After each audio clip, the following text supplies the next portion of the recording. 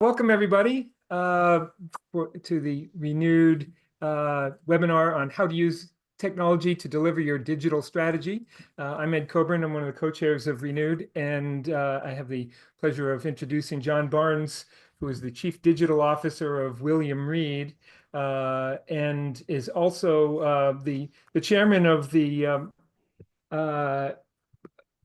Periodical Publishing Association, digital collective, and so has not only a great firsthand experience in this, but also is part of an organization where he's sharing ideas specifically with his peers on these sorts of things. So John brings an enormous wealth of insights and experience. Some of you in the UK may have been lucky to hear him about a year and a half ago when he presented a program in London. And so we are delighted to welcome him back. And John, I don't want to take up any more of your time, so I'm happy to throw it over to you. Great, thanks, Ed, and thanks for inviting me. It's nice to sort of do a presentation to the US side of Renewed. I'm familiar with some of the European members. I'm not yet a member, but Sue is pushing me, and I'm sure it will come soon. So I'm at this stage a guest, but very happy one. Just to give you a bit of background, so William Reed is a B2B publisher. Its first publication was first published in 1861, The Grocer. And it's still a family-owned business. It's not a private equity-owned business. And that's, for me, quite an interesting piece of the story, because being a family-owned business, it's quite different to most other businesses I've worked in. And not being a private equity business means we take a kind of longer-term view on a lot of things, which sometimes can be frustrating if you want to get things done quickly. But equally, you have the time and ability to sort of think about the bigger picture. And I think sometimes in today's media world, where we're pressurized to do things quickly, that's quite a luxury, shall we say. William Reed basically has about 500 employees, and we have offices in North America, in Asia, in Europe, and in the UK. And we specialize basically in food, drink, and hospitality. And if you wanted a simple kind of catchphrase about what we do, we're basically field to fork. So we're interested in what animals eat. We're not interested in tractors and stuff, but we're interested in what animals eat, things that get into the human food chain, how food's produced, where it's sold, restaurants, bars, all of that kind of thing, through to you actually consuming the food. So that's the kind of the background on William Reed. And I've been at William Reed since June 2020. So I was a COVID hire, and my role was basically predicated on the fact that William Reed was in the process, because of COVID, of shutting a vast number of print titles. And as a result of that, there was a requirement to speed up digital transformation, because how would you deal with a world without magazines? And that's kind of where this story began. So I'll start with just giving you my take on what is digital strategy. And I've used this diagram for a few years now, the diagram on the right-hand side, the three red circles. And so really what I consider to be the kind of the role of media and technology combining is that a good media company is going to have a deep and narrow knowledge of its subject. It's going to create content, whatever those content assets are. It could just be words, it could be pictures, it could be video, sound, data, a combination of all of those things, events. And the reason we do that is basically to attract a specific audience. And in B2B, it's usually very specific, much more specific than B2C, as we all know.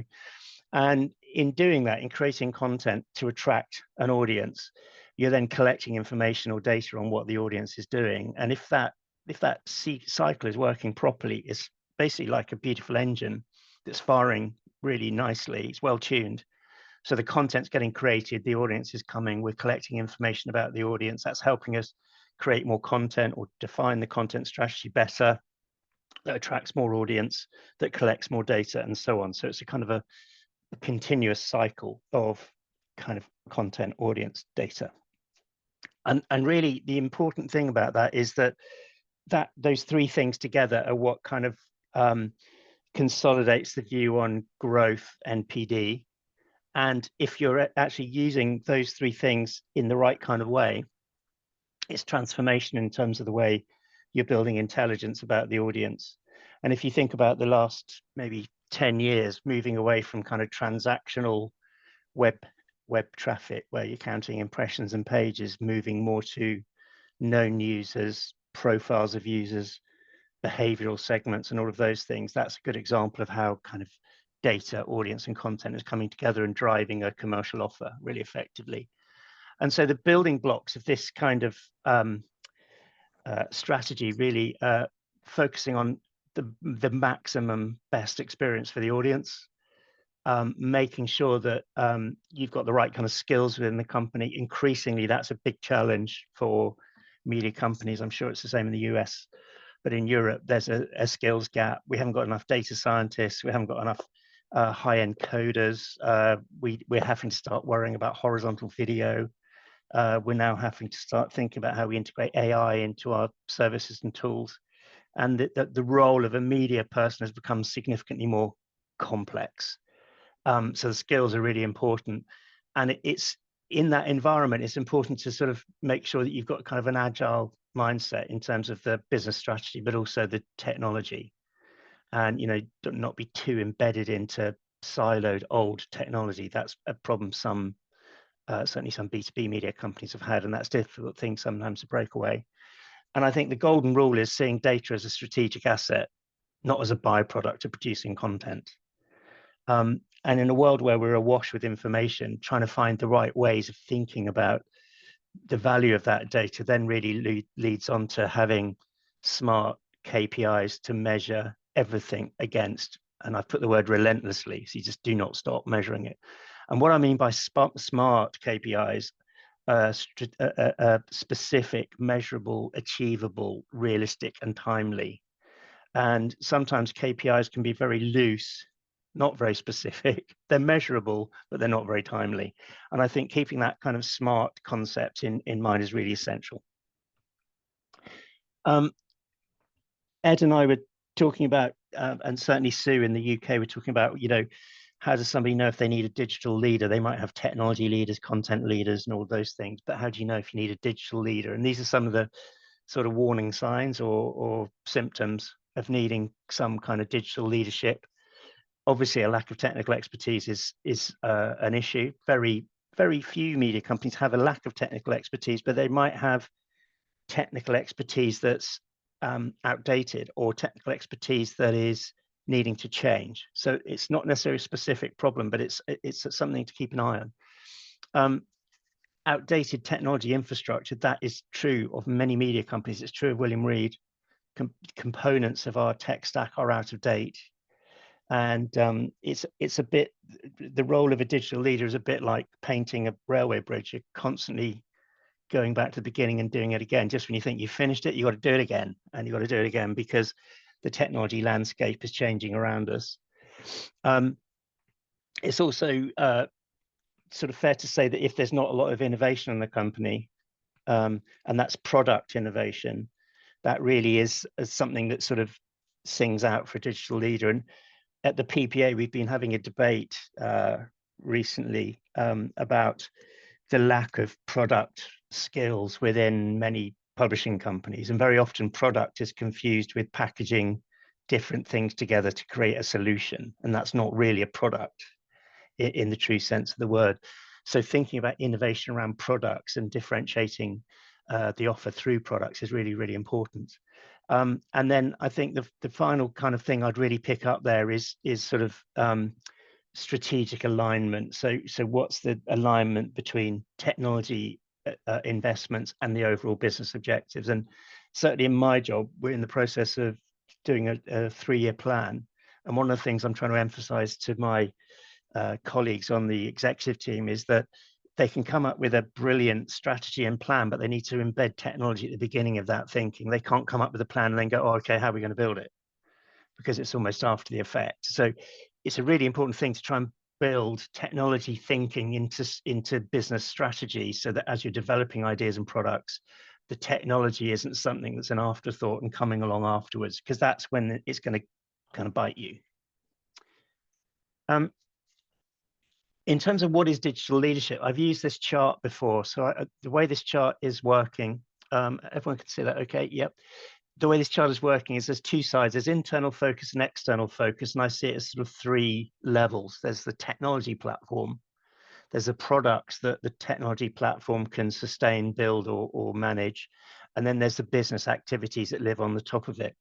And my role is Chief Digital Officer, and I've positioned my role very firmly as an externally focused role that basically has strong connections into the internal workings.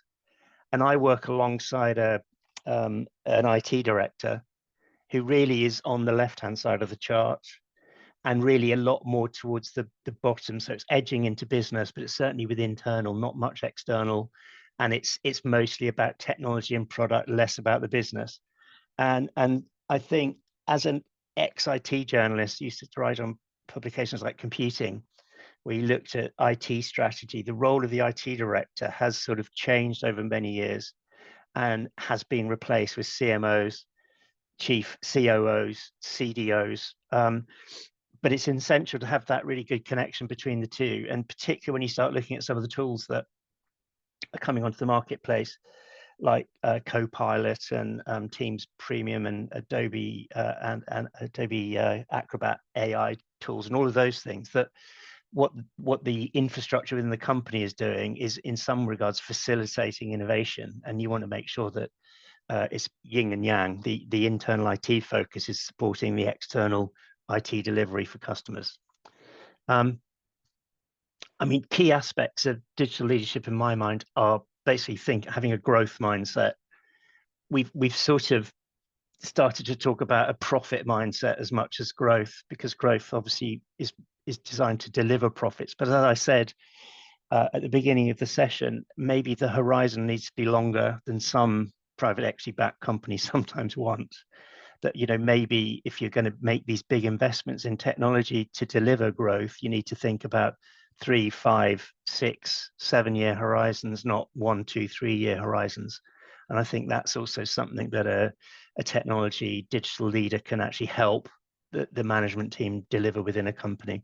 It's very much about data collection and management. The mantra in my business is really our overarching objective in terms of the central digital teams is to move users from unknown to known, and then to understand everything about them. And that's really going back to the strategic diagram at the beginning. And then being extremely agile is really, really critical. And at the moment, if you just think about the last 12 to 18 months, with the significant changes that generative AI have brought into play, never was that a truer word. Agility is essential. But one of my favorite phrases is less haste, more speed. And I think sometimes people want to go very, very quickly, and they mistake haste for speed, and that isn't the right way to go. You need to think things through and be careful and plan it, but not too slow, not too slow. When I was researching this presentation, I was kind of interested in what various headhunters were saying about digital transformation leaders and how they're different. And this is a slide from a headhunter in the UK called Russell Reynolds, who recruits sort of senior digital leaders very, very frequently. And there's some interesting things here. And actually, I'm sure some of the people on this call will feel at home with some of these terms. Disruptive. How many times you're trying to do things differently because it might be the right thing to do, and people in the business don't want to do that. Innovative, thinking outside the box, thinking through about how it might go wrong as much as how it might go right. Looking at it from all angles, turning it upside down, looking at it from the other way up. Then bold in leadership, you know, being very decisive, leading from the front, creating a vision that people want to follow, excited by, is a really critical part of that. And I think increasingly being socially adept is quite important. You're having to deal with a lot of different stakeholders, often external clients, you know, many different suppliers, all of which trying to make you pay more and more and more money. So, you know, having good social skills and confidence is a very important thing. And I think high levels of optimism and determination is really important, so the half full mindset is better than the half empty mindset in these kind of roles. And I came across this diagram a couple of years ago, and it amuses me because it sums up my job really well. It's from the Said Business School in Oxford. And basically what it's basically saying is that a chief digital officer has a difficult job because firstly, in the middle here, they have to wear a lot of different hats. They've got to be a translator.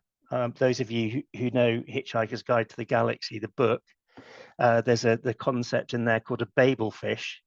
And a Babel fish you put in your ear and you can translate any language. And very often I feel that part of my job is trying to translate gobbledygook from technology providers into something that makes sense to business leaders so that they can actually translate it into actionable insights. And I think sometimes in media companies, the tech people take over a bit too much and lose sight of that translation aspect that they need to sort of focus in on to make sure that they're bringing the board and the company with them. They understand what they're trying to do. It's not an alien, scary, difficult thing to do. It's also about being a disruptor. So on the one hand, you're trying to drive people really fast, but you're also trying to make them change the way they're doing things. And you're also trying to get them to understand that they're doing it themselves. It's what I call the Mary Poppins effect. You want to clean your bedroom when you're singing the song, so everyone's actually doing something they don't realize is different or exciting because they've got with the message. It's made it fun. And I think the other kind of aspects here, my favorite one up here is the car with the man on the roof in the tire. It's being a CDO is like trying to change a tire while the car's still running. And I feel with the technology change that we're witnessing at the moment, that is very much the case. You got business as usual, you've got transformation projects, you've got technology swap outs, and it's all got to work all at the time, all at the same time, while you're trying to change the business and change the direction of the business as well. So I'll share these slides with you, and this one might be something to put up on your wall and say when somebody comes in and goes, "What about this?" They just look at the wall, look at the problems we've got here. I'm on your side. This is something we're all trying to achieve, but it's not easy sometimes. So moving on to how you categorize your technology. Again, at the PPA, we're doing a big piece of work on this at the moment, where we're working with the PPA members to basically define technology into buckets of things, different types of technology, then to try and understand what the suppliers are in those buckets, and then understand what different combinations of suppliers and buckets the members have got. And the reason the projects come around is that the concept of the tech stack and the marketing tech stack have become significantly more important. And whichever supplier you talk to, they all say they can do everything. And they all want you to buy all their tools. And it's in a world where you can't necessarily be locked into one company. It's very, very important to sort of understand where different tools fit, because sometimes they look the same. But in my mind, it's very much like a Venn diagram, something that says it can do X, say it can do analytics, maybe you can do a small piece of analytics, but can't do the kind of analytics that GA or Adobe Analytics can do. It's just low level. Things that say they're business information tools sometimes are just low level dashboards, and it can only plug in a few sources, not multi sources. So having this kind of sort of structure to think about the different components, I think, is useful. So in my world, there's many other pieces of technology, but the core pieces are really the content experience, and really increasing that's becoming less CMS and more DXP, digital experience platforms, typically where they're called headless. There's no templated front end that's baked in. You can change the design quite easily for multi-platforms or multi-services. Then CDP has become really, really important. We try and steer clear of the term data warehouse. We try and steer clear of the term data lake. We're much more interested in the concept of a lake house on a CDP, where we can actually pull interesting insights out. And then CDPs are very much then about data governance and management, and about the not only the quality of the data, but the accuracy of the data, the integrity of the data. And so CDP is a whole level of complexity. Different components might be in there. I've put DMP next to it primarily because some people sort of interchange the two. My difference between CDP and DMP is CDP's long-term. It's building up profiles over time, detailed profiles over time. Typically, DMPs is associated with commercial activity, like ads, ad servers, and things like that, where they hold profiles for campaign level information, maybe 3-6 months. But both have a place. For example, we use Piano DMP, and we have a CDP where we store our customer profiles, and the two talk to each other. So they're not mutually exclusive, but I think they're slightly different. Then marketing automation platform, you know, the Adobes of this world, how you put different tools together to basically service that whole marketing outbound and inbound kind of stuff. CRMs, I mean, there are many CRMs. I guess a lot of people on this call will be either using Salesforce, have heard of Salesforce. We're a Salesforce house that comes with its own set of pain and cost. And so that's another area to be focusing on. How the CRM connects into some of these pieces is becoming more and more important, particularly through things like lead generation forms and pulling leads in for clients from web forms and stuff like that. And then obviously underneath it all is a BI and analytics suite. So my stab at trying to just sort of simplify it, and I apologies by saying this is simplifying it, but in my mind it is kind of simplifying it. And the way I'll just talk you through it is at the bottom left by the slide number 8. That's basically inbound activity from anywhere, really, websites, all sorts of things. You come into the first block, CMS Experience Platform. That could be landing pages, websites. They might or might not have a gating system in some way, shape, or form. But typically there'll be some kind of registration service, even if it's only for newsletters rather than the whole site. So there's the concept of my account page. Analytics are tracking what's going on there, the analytics box, the pink box to the right. And then any information that's being taken out of the system, users typing in information about themselves, combined with analytics about what users are doing, are living in the CDP. So we'd have anonymized profiles and known profiles. And then the CDP is connected into the marketing automation platform. Marketing automation platform is connected into the CRM. And typically that's through tools like Pardot or tools like that, where a web page might have a form, it's collecting information, it's got some kind of customer scoring on it, some kind of activity scoring, and it will be pushed through to the CRM as a marketing qualified lead for salespeople to pick up and call and telephone. And we use those kind of systems for delegate sales, for corporate subscription sales, as much as we do for advertising sales and exhibition stand sales. And then the marketing automation platform is then creating outbound activity, whether that's offers or surveys, or it's lead nurturing, or it's just general email for the business. And then it comes back in and the cycle continues all over again. That's basically the way we kind of try and define our universe. And again, I'm very happy to share the slides if people want to use these or adapt them. When we come on to data, we're most interested in zero and first party data. I've made the distinction between zero party data because it's become more of a thing in the UK. It might, I don't know if it's a term that's familiar in the US. I assume it is to some.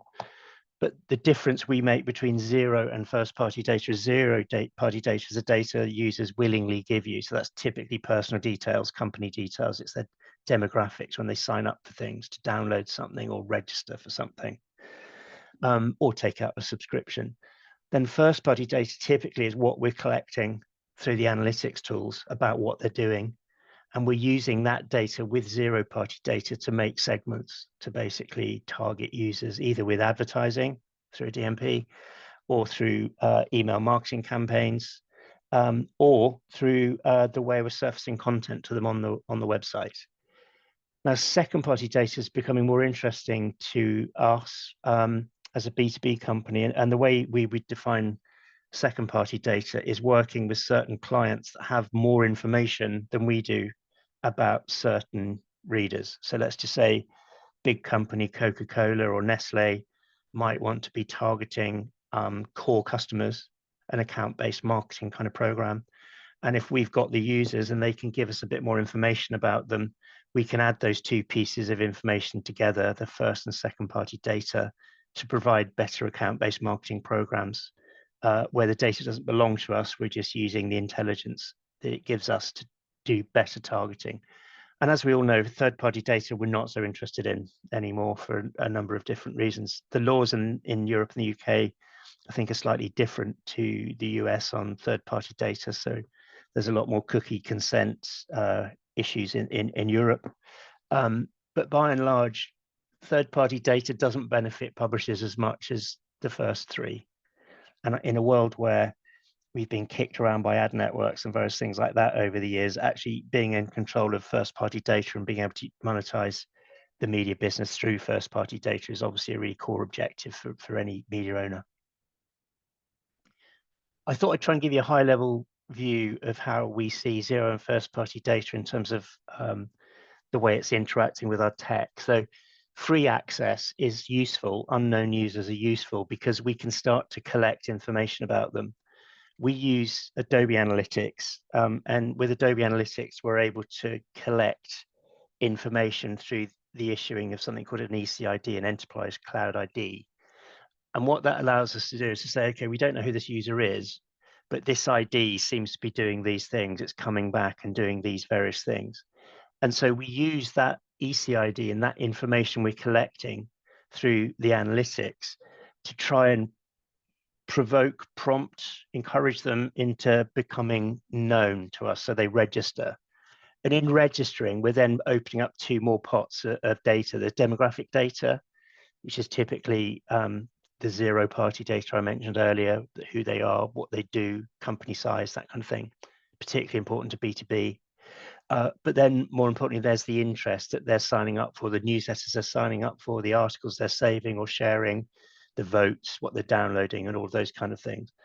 And then ultimately, we try and convert those known users into paid users or subscribers.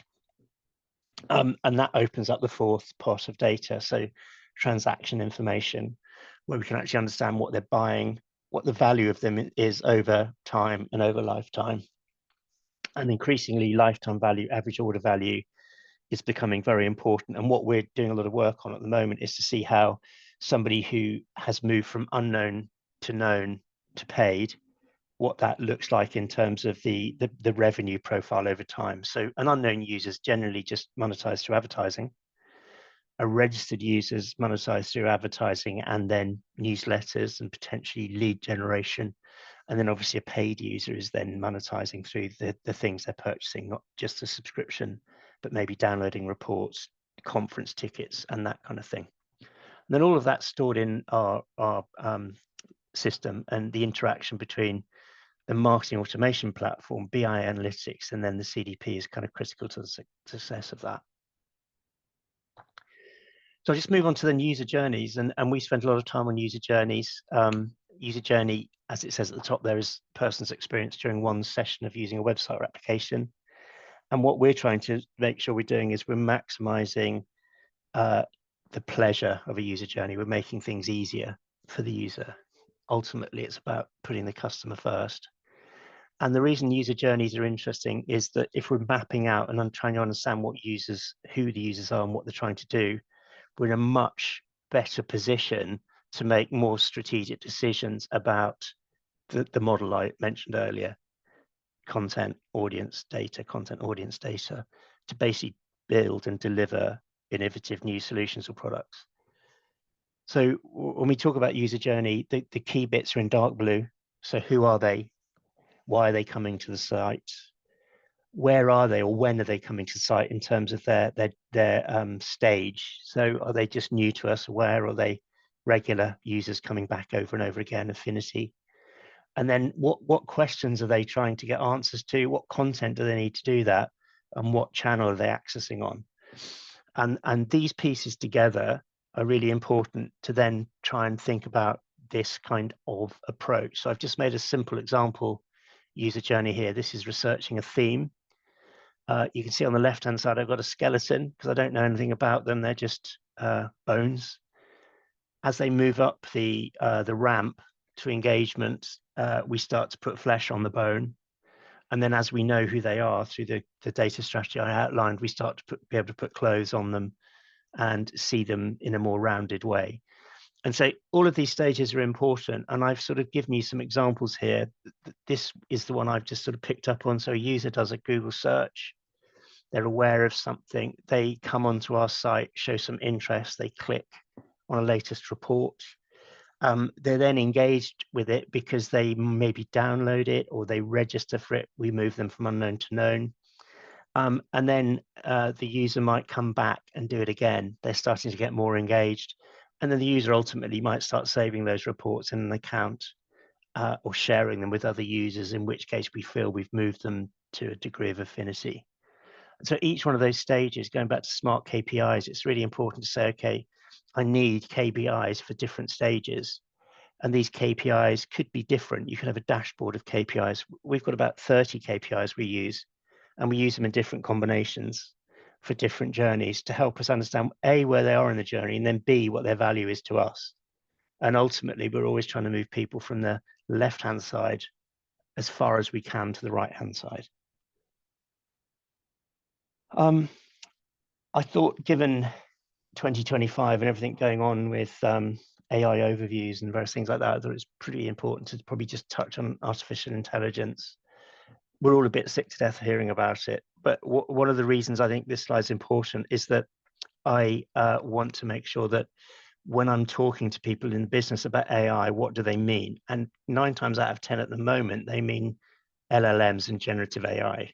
But obviously, there's a lot more AI than that. And some of the AI that is on this chart, so machine learning or NLP, those are things that have been around for some time and we have been using for some time. If you think Siri was launched in 2011 and Alexa was launched in 2014 as examples of machine learning and NLP in many regards, it's old technology. And I think sometimes people in the business lose sight of that and they get very fixated on generative AI and LLMs and don't realize the advantages some of the other AI tools in this ecosystem can deliver to us. So whether that's things like chatbots or translation tools with NLP, or whether it's things like machine learning, identifying trends and buying habits, they're all part of the ecosystem. And it's important, you know, as technology leaders, to not let people get just too obsessed by one part of the diagram, the generative AI piece. William Reed, we decided to publish a generative AI statement on our website. We did that in November 2023, primarily because clients and staff were asking us questions about what we were doing. We felt it was quite an important thing to have a position on it. And really, there's sort of we've got 3 kind of ambitions. We don't want to replace humans. We want to enhance what humans are doing. And we want to use AI to help us improve product offerings. So being able to ask articles questions, being able to talk to articles and the article to talk back to you, being able to summarize articles, all of those kind of things are very, very important. But equally, it's useful to enhance internal operations through AI as well. So streamlining processes and activities. And at the back of our mind is making sure that as a trusted media owner and partner, that we've got an ethical, responsible and transparent approach to governance and accountability. And so you can access it on our website if you want to look at it. We're going to update it at the end of this quarter, because it's coming up to 1.5 years old or so. So and things are moving very quickly, but our fundamental principle hasn't changed. We're still keeping to these principles. And if you wanted to sort of think about focus areas, as I mentioned, in terms of excellence or editorial excellence, AI tools that support, not replace human expertise. So tagging, summarizing articles, creating briefings on newsletters from articles that were already there. We're working with a third party called Miso to develop a kind of ask product, which is going to go live beginning of next quarter. We've also started using AI to analyze large data sets to help our research businesses. Personalization is a really interesting use for AI, as I'm sure you're aware. And then thoughtful idea generation is really something that we're trying to develop to help both marketers and editorial people to get away from that blank screen issue. When you're starting to write a marketing communication or write an article, staring at a blank screen sometimes slows you up. So how can we get idea generation beginning with AI helping journalists think about the question and kind of things they might need to be writing about, but not writing it for them. And image generation, we're still very in two minds about that. Some publishers really jumped into it with gusto. Most of the image libraries we're working with have some kind of AI solution. I'm sure we will move that way, but again, we're concerned about the impact on the freelance community, copyrights, how those images have been made, through what training, to make sure that we're not basically being a bad publisher by destroying other people's copyright. So coming up to the penultimate slide really is, what are the sort of questions that would be useful to be asking in 2025? There's just some for consideration here, really. I mean, the cost in media is rising. A lot of it is to do with electricity costs. It's a lot to do with hosting costs, putting aside the cost of staff. In the UK, we had a budget where national insurance increased tremendously. That's creating issues for many sectors, but media being one of them.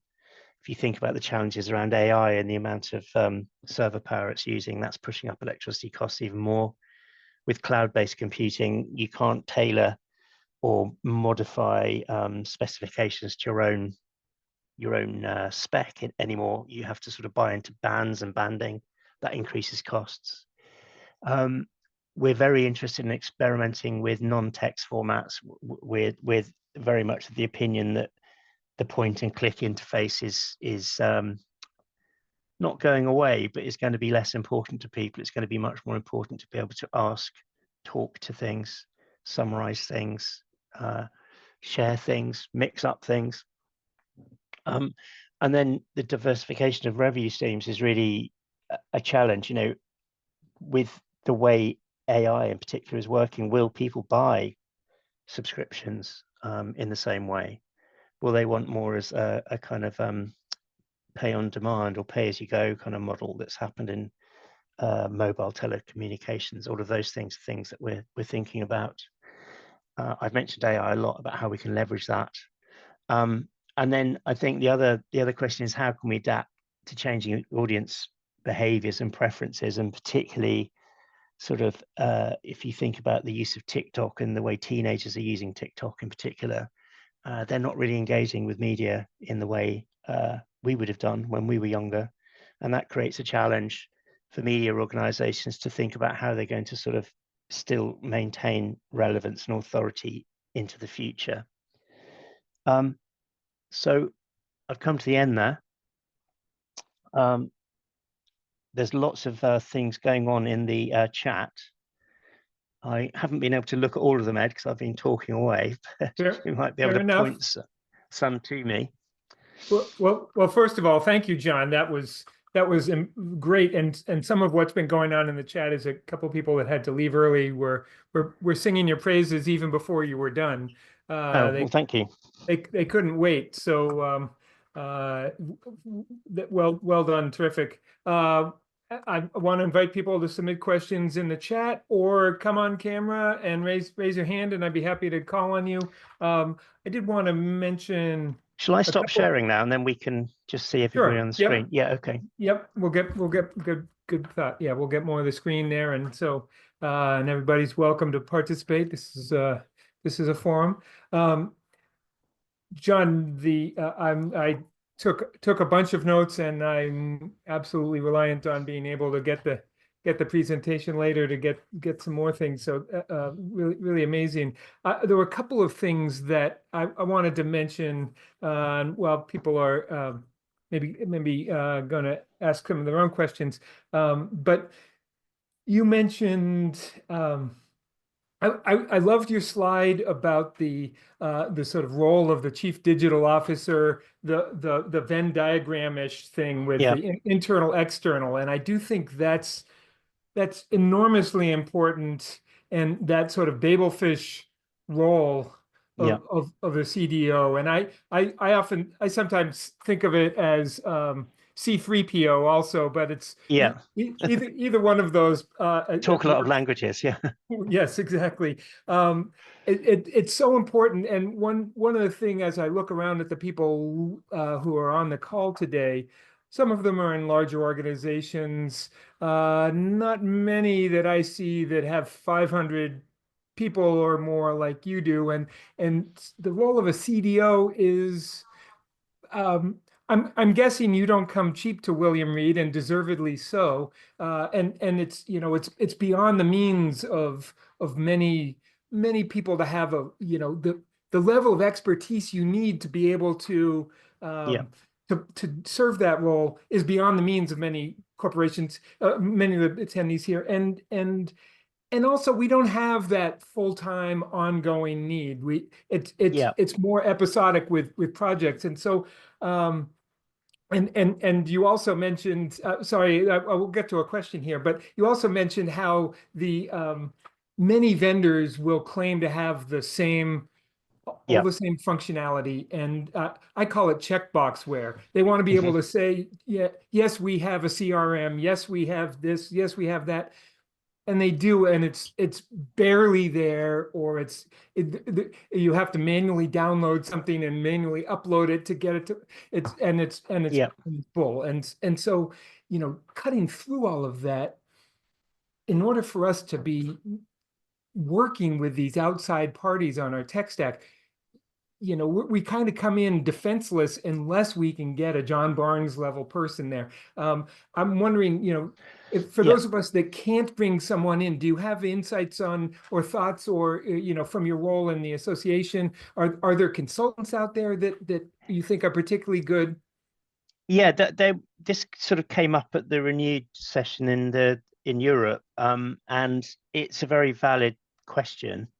Um, I think when I was saying that slide from the headhunter about looking for certain kind of skill types or attitudes in a person, very often a small company might have somebody who gets it but hasn't got the authority to help shape the Hmm. thinking.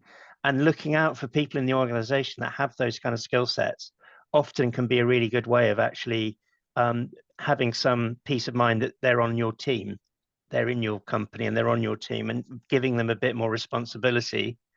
And another one of my favorite phrases is forgiveness, not permission.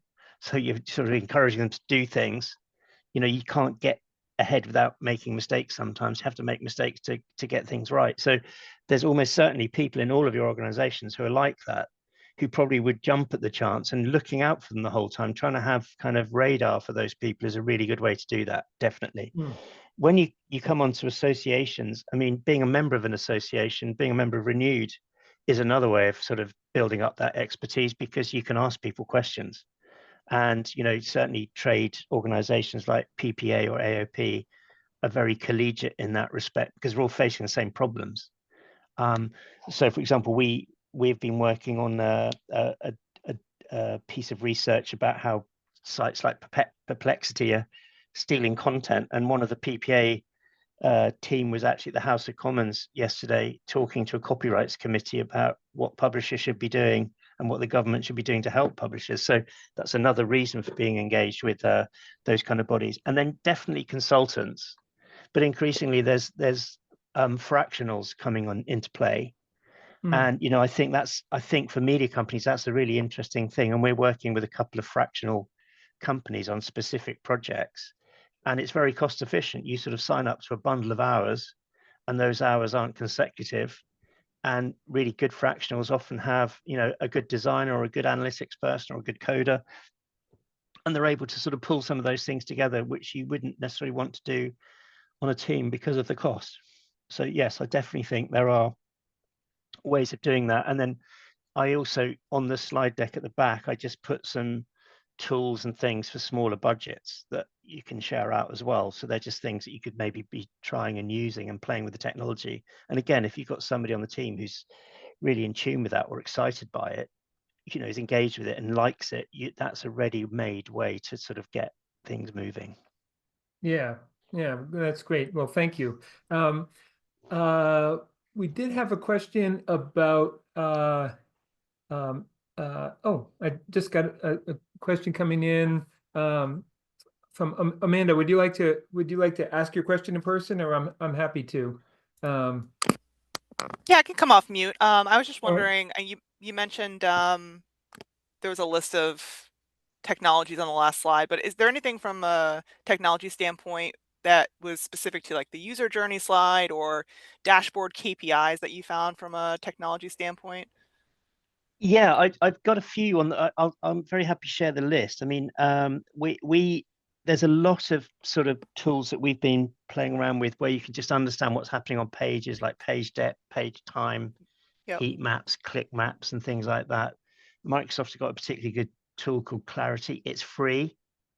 And one of the things that we've started to do with Clarity is that if you have got registered users and user IDs, it makes recordings. You can then go back and see what different kind of cohorts are doing through the IDs that you can put into Clarity. And they've recently just connected it to Copilot, so you can actually see AI insights from the user journey. So that, I think that is a really good free tool. Whether Microsoft start charging for it in the future, I don't know, because it must be crunching a hell of a lot of data. But at the moment it's free, so make hay while the sun's shining, I'd say. And then there's a lot of good sort of lower cost kind of productivity tools. You've probably played around with some of them, but any kind of Kanban boarding technology is really useful to have in play to sort of increase efficiency. And then the other things that we're kind of interested in are also lower level CRMs that are easier just to kick off with. So tools like HubSpot, a lot of UK publishers are using those very effectively. You don't need to have the big dollars with Salesforce necessarily, and they scale. But there's a list of various tools on the slide, so I'm very happy for that to be sent around. And thank you. Yeah, thank you for that. I will note we're a HubSpot user, and there is a heck of a lot of functionality built in there. Also your note about the tech stack and the, again, I call it checkboxware, but yeah. The idea of working with a single vendor is so appealing. I mean, if we were in the working for the vendors and on the sales side, we would be pushing that all day and all night because it sounds so wonderful. Yeah. And having been with a full spectrum provider, what we found when we adopted it was there were some trade-offs between state of the art and what they had available. But then 5, 6, 7 years later, we found that those deltas just kept growing and growing. Yeah. And they're not remotely best of class in most of the categories. Usually they have their one or two areas that they really focus on, and it's probably where they started. And then there are the other pieces of the tech stack are sort of there so that they can claim full service.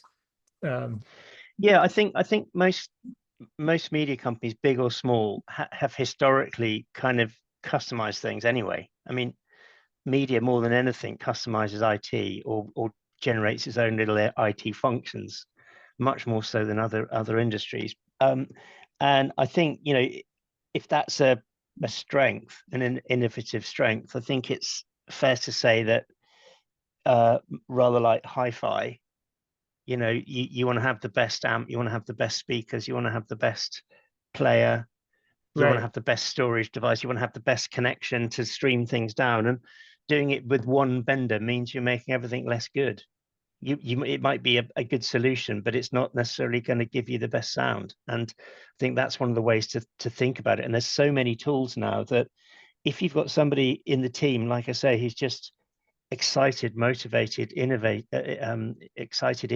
by it, but also you've got a kind of a manager who is sympathetic to that, who can sort of guide them, you can make a lot of progress with relatively little investment on interesting emerging tools. And of course, AI itself is going to bring into question whether you need some of these expensive solutions, because Well, having an AI solution on the page is going to give you more analytics or more data or more customization or more personalization. So, that's also a moving target. yes, well, that's a perfect segue.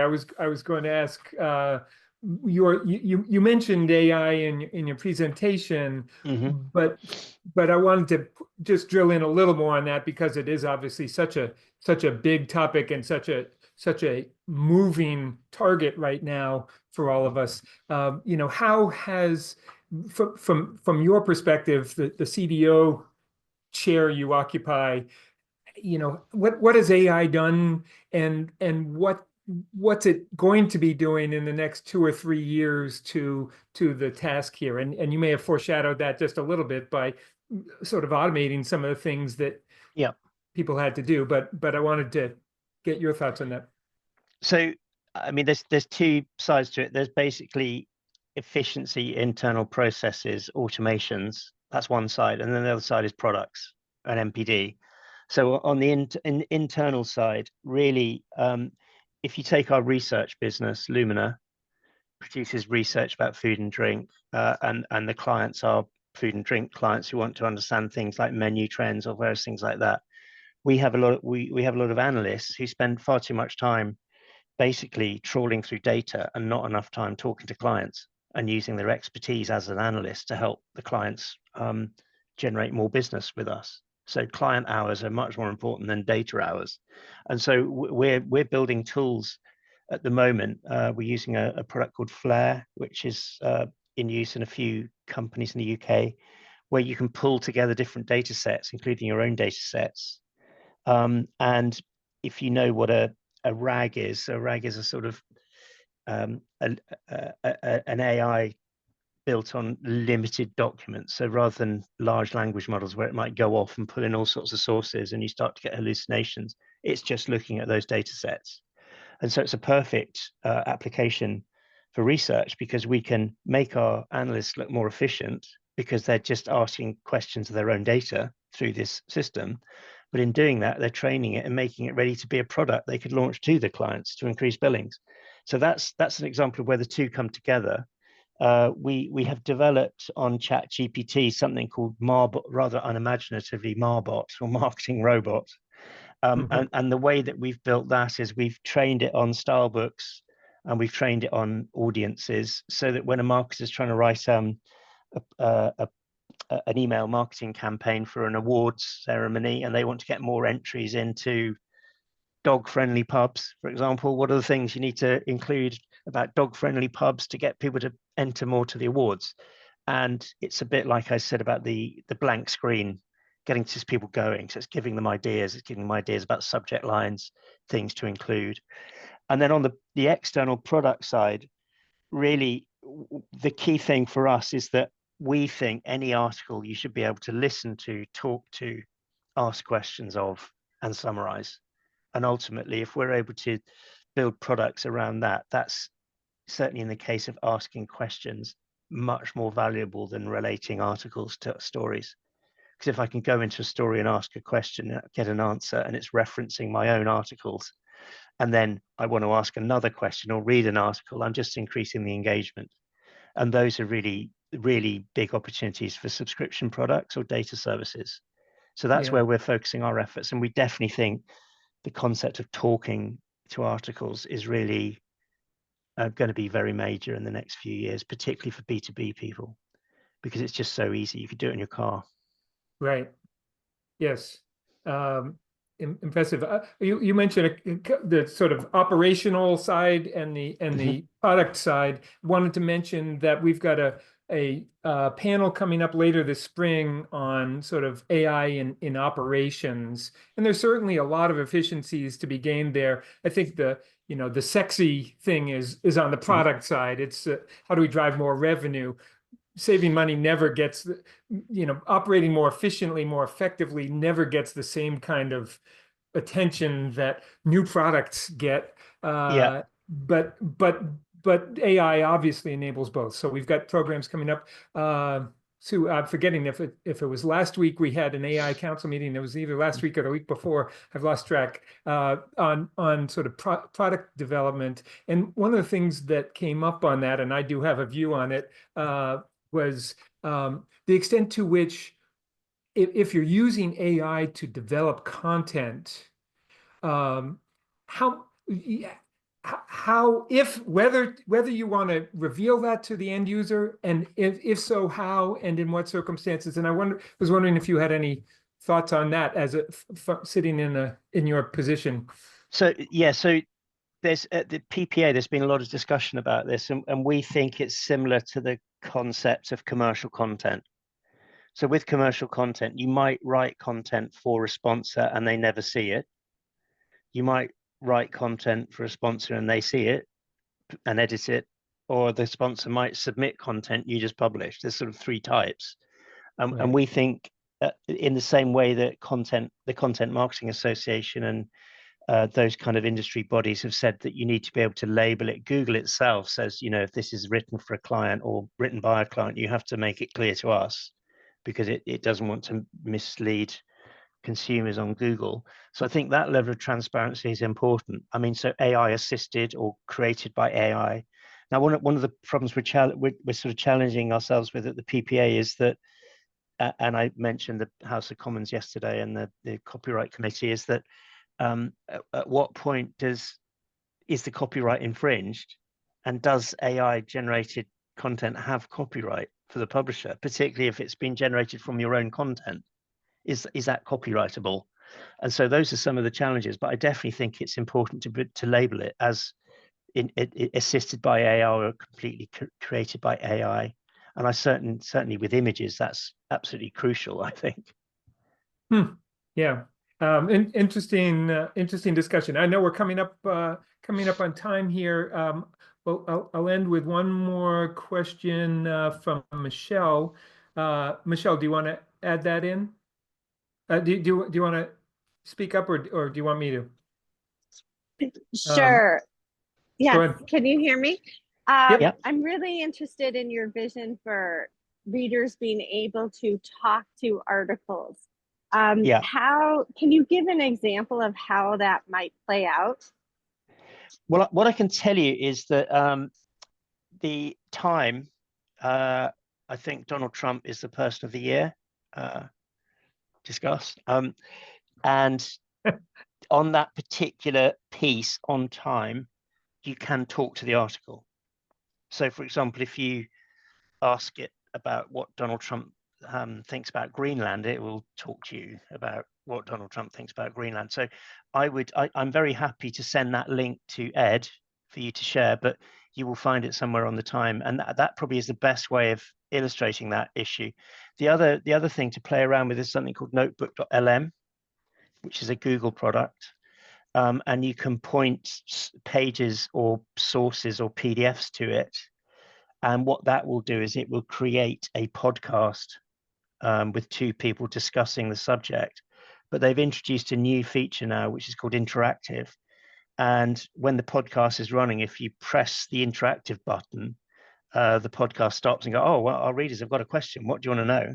And then you ask a question of the document, and it's a pretty, as long as it's a question that's contained within the document or documents, it's extremely accurate, because as I say, there's no hallucinations. It's not pulling in something from somewhere else and making an assumption it's relevant.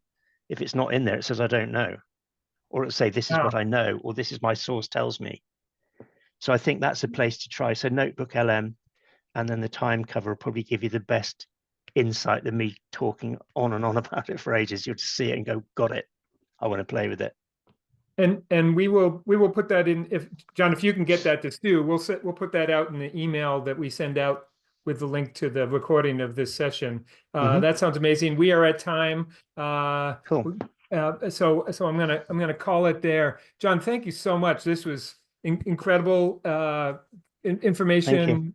Well presented, and as I said, as advertised, the brilliant John Barnes. Thank you very much. It's nice to see you all. Thank you.